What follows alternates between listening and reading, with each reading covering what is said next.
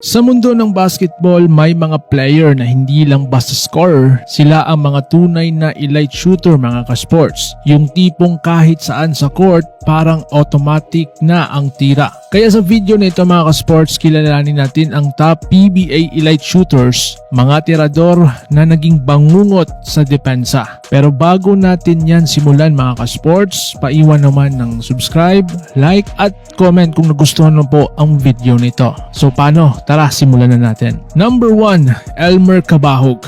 Unang-una sa listahan ang player na ito dahil kilalang kilala sa kanyang deadly perimeter shooting noong 90s. Napaka-consistent scorer at reliable sa clutch moments. Number 2, Ronnie Magsanok, ang point laureate ng PBA. Mga ka-sports, ang player na ito hindi lang magaling magdala ng bola kundi may one of the deadliest 3-point shots ng panahon niya.